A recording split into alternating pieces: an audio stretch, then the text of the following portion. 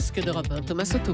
Le kiosque de 7h15 avec, comme chaque matin autour de la table, Alex Taylor pour nous parler d'Europe. Good morning, Alex. Zdravstvуй, Thomas. Ça sent la Russie. Lugubre en plus, vous allez voir pourquoi. C'est un petit indice. Axel de Tarlet qui zoome sur l'écho. Alexandre Cara, et ses secrets politiques. Et puis Anne Le Gall qui innove et nous raconte à quoi va ressembler notre vie demain. Bonjour, bienvenue à tous. Bonjour Thomas.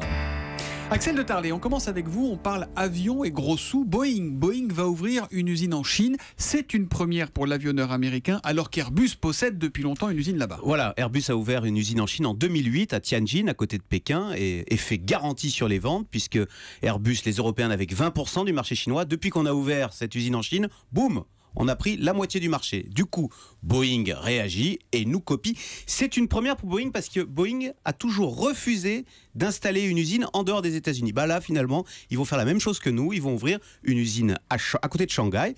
Et la récompense n'a pas tardé à tomber.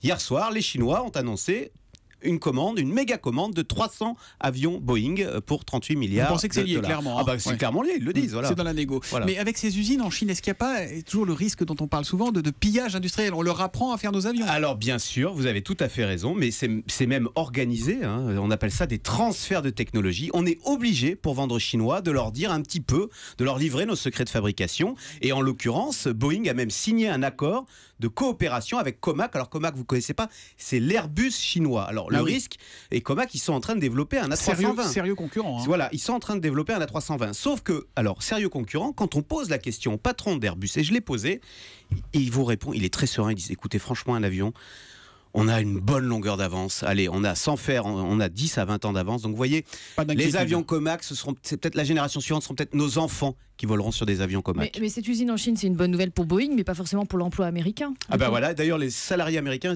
sont déjà furieux contre ce qu'ils appellent une délocalisation en Chine. Et on se rappelle qu'il y a moins d'une semaine, le patron d'Airbus était lui aux États-Unis pour la première usine à mobile. Voilà, c'est pour ça, ils nous copient, les Américains, ils font comme nous. Allez, être cocardier, c'est bien. Vous nous parlez d'exhumation, Alex Taylor, ce matin, et on va donc en Russie. Oui, et on n'exhume pas n'importe qui, parce qu'il s'agit des restes du dernier tsar Nicolas II et de sa femme, l'impératrice Alexandra, enterrée à Saint-Pétersbourg, qui ont été exhumés donc hier, c'est tout frais. On ne les laisse pas dormir tranquilles. Je vous rappelle un peu l'histoire. Ils étaient assassinés donc en 1918 par les bolcheviks. On avait trouvé le tsar et son épouse en 79 dans un bois aux alentours d'Yekaterinbourg dans l'Oral. Il y a 8 ans, on a trouvé aussi, soi-disant, leurs 2 enfants, le tsarevitch Alexei et la grande duchesse Maria, 19 ans. On s'apprêtait donc gentiment à les enterrer le 18 octobre prochain. Mais l'Église orthodoxe russe a l'intention de les canoniser avant 2017, c'est le centenaire de la Révolution, et ce serait évidemment un sacrilège de vénérer d'autres cadavres. Donc du coup, ils ont exigé qu'on prélève de l'ADN un peu partout sur leurs parents, mais aussi sur l'uniforme taché de leur grand-père, Alexandre II, qui lui, je vous rappelle, a été tué dans un attentat en 1881. Puis enfin, les Russes reviennent à la charge pour qu'on prélève les restes de la sœur de l'impératrice, à laquelle ils n'ont jamais eu accès, Élisabeth, qui est enterrée, elle, à Jérusalem. Mais évidemment, Alex, si on fait ça maintenant, c'est pas un hasard, c'est parce qu'il y a une récupération politique et probablement une utilisation même pour la Russie de Vladimir Poutine. Évidemment, donc c'est dans une tentative de se réapproprier leur histoire. J'ai regardé dans Izvestia, le journal russe, où on trouve un député local, je le cite, ça fait partie d'un processus de reconquête de la gloire de la Russie dans le monde. Puis aussi, il y a plein de polémiques en ce moment. Cet été, par exemple, les descendants des Romanov ont exigé qu'on rebaptise une station du métro de Moscou Voïkovskaya, parce que c'est justement le nom de l'un des bolcheviks qui a tué les Romanov. Et on comprend bien comment l'histoire s'ancre dans le quotidien et s'ancre dans la politique. Alex Taylor. Alexandre Cara, un an avant la primaire de Républicains, c'est quasiment dans un an maintenant, il y a en cette rentrée une autre primaire qui se joue dans les rayons de librairie entre Alain Juppé et François Fillon. Et ce matin, vous nous révélez qui arrive en tête des ventes. Qui le vend le mieux, son bouquin? Oui, Thomas, and the winner is François Fillon. Son livre, depuis sa sortie la semaine dernière, fait un carton. Au total, c'est plus de 30 000 exemplaires qui se sont écoulés en 5 jours, à tel point que l'éditeur Albin Michel a relancé une impression de 6 000 exemplaires hier. Alors c'est assez surprenant, c'est contre-intuitif, parce qu'on aurait pu s'attendre à ce que ce soit Alain Juppé, qui est assez nettement plus haut dans les sondages, qui remporte ce match, non? C'est vrai, mais pour être honnête, hein, le livre d'Alain Juppé s'est bien vendu aussi. Lui, il frôle désormais les 24 000 exemplaires. Puis je vous le rappelle, c'est un livre thématique sur l'éducation. C'est pas facile. Puis il faut savoir que les livres politiques se vendent pas forcément très bien. Je vous rappelle le flop historique de Christine Boutin l'an dernier, qui avait vendu 38 exemplaires. Je crois que Jean-Christophe Cambadélis en a vendu 300 à peu près. C'est ça. En général, c'est entre 300 Dont la et moitié 600. à sa famille qu'il avait offert. C'est vrai? Non, j'invente. Je suppose. Ah, attention. Quel mauvais Surtout, esprit. qu'il faut faire un peu comme nous et mettre des têtes de cochon morts peut-être pour augmenter les ventes, comme avec Ah, la David biographie Cameron de David en Cameron. début de semaine. Il y a d'autres projets d'écriture, parce que moi je suis friand de ce genre Bah, de Il y choses. a Bruno Le Maire qui y pense. Lui, il a déjà publié pas mal de bouquins qui ont bien marché. Là, il voudrait faire un livre sur sa vision de la France qui sortira peut-être à la fin au milieu de l'année prochaine. Et puis, pour l'instant, rien du côté de Nicolas Sarkozy. Mais justement, tiens, Nicolas Sarkozy, est-ce qu'on sait ce qu'il a pensé du livre de ses rivaux? Bah, écoutez, Thomas, j'ai posé la question hier à l'un de ses proches. Réponse, il n'a pas lu ni le livre de C'est François commode. Fillon, ni Ça celui évite d'Alain d'avoir à se Juppé. positionner. Et ce proche a rajouté, de toute façon, Nicolas Sarkozy ne lit plus depuis très longtemps de livres politiques. Donc voilà.